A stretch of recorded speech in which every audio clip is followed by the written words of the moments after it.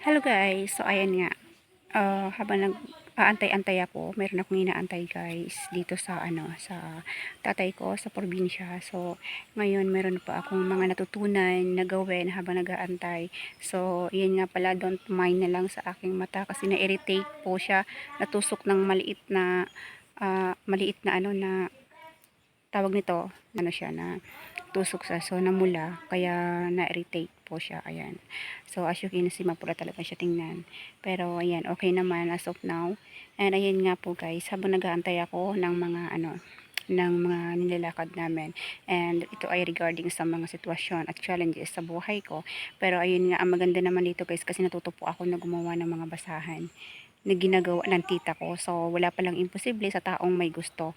So, hindi man ito ang kasagutan sa aking mga sa aking mga pinagdadaanan problema, pero at least meron akong natutunan na isang bagay na kahit gaano man kahirap, tingin mo mahirap, sobrang hirap, pero pag kaya mo, pag gusto mo, kaya mo. So, eto nga guys, nakagawa ako.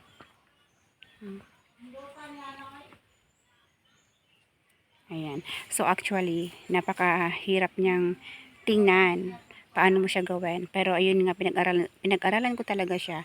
At kung gusto mo nga, meron talagang magagawang kapamaraanan para magawa mo siya. So ito yung mga sangkap niya. Pakita ko sa inyo. And guys, sinulid.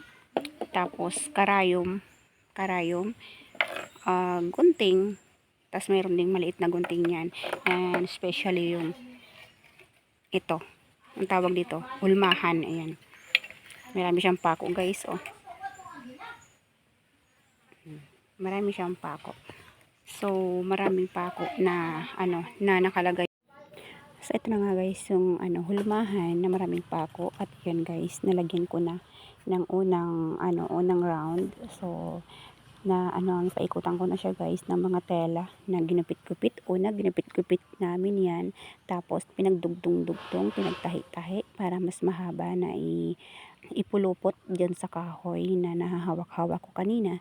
So, ayun nga guys, naka first round na ako para sa unang pagpulupot. So, ayun guys, natahi ko na dyan yung mga dulo para ilagay ulit sa pangalawang pagkakataon. So, medyo mahaba-haba guys.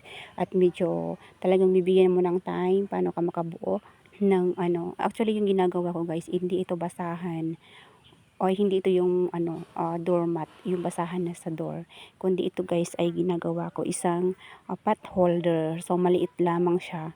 Yan, pag tingnan mo sa video parang malaki siya, pero sa personal po maliit lang po yung hulmahan na yan para sa isang basahan na pot holder. Yan ang ginagawa dito sa probinsya ng mga tiyahin ko. At talaga namang nakakalibang guys, kaya mas ginusto ko na rin na matuto magawa nito para malibang ako at hindi naman masyadong tawag nito, makapokus doon sa mga problema na pinagdadaanan ko. Actually, hindi nga ako pumunta rito para magliwaliw, kundi guys gumawa ng mga kapamaraanan, dahil nga sabi ko nga, sa bawat sitwasyon ng tao, hindi mo alam kung kailan ka madadapa, kailan ka din makakabangon, pero isa lang ang dapat bigyan ng solusyon kung paano tayo makabangon sa buhay. Kasi andun talaga gustuhin man natin, hindi man natin ginusto ang mga pangyayari, pero minsan inaalaw talaga ni Lord na maranasan natin yan para matuto tayo sa lahat ng bagay na mga pinagdadaanan, ano yung mabuti, ano yung hindi mabuti. Actually, naranasan ko na guys yung lahat ng mga pangusga. Meron na nga, dumarating na nga sa point na ako ay napopost na.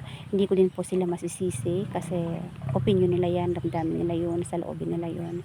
Pero sa part ko, talagang napakahirap, durog-durog po ang puso ko dito guys sa sitwasyon na to, kasi hindi ko alam kung paano ako or kailan ako makaka-recover at kailan matatapos ang problemang pinagdadaanan ko. Pero isa lang guys ang talagang inaasahan ko, ang Panginoon ang patuloy na kumilos, patuloy na gumawa ng kapamaraanan at matulungan ako na may bigyan ng wisdom, ng knowledge, paano ko i-handle ang kasalukuyang problema na dinadanas ko ngayon guys. Kasi talaga namang sobrang lugmok ako ngayon, sobrang dapa.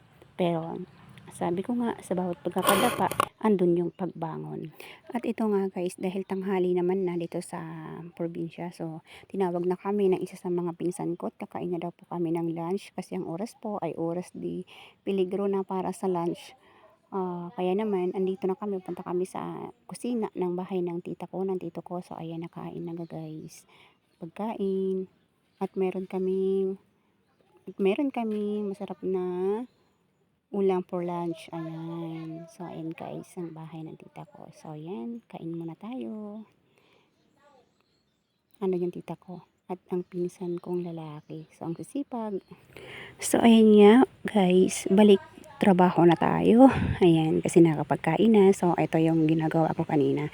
Mabalikan na natin. Tatapusin na natin guys yung mga sangkap ng mga ginagawa ko. So ayan nga, yung mga tela na pinagpira-pira. So ginunting-gunting namin, pinagdugtong-dugtong. So sana po guys, may mga natutunan ang bawat isa sa atin sa lesson and sa mga sa simpleng ginagawa ko ngayon bilang isang gawain na tawag nito, makakatulong sa buhay-buhay natin. So ayan nga guys, may sinulid, may tela, may gunting. So yan. Thank you for watching.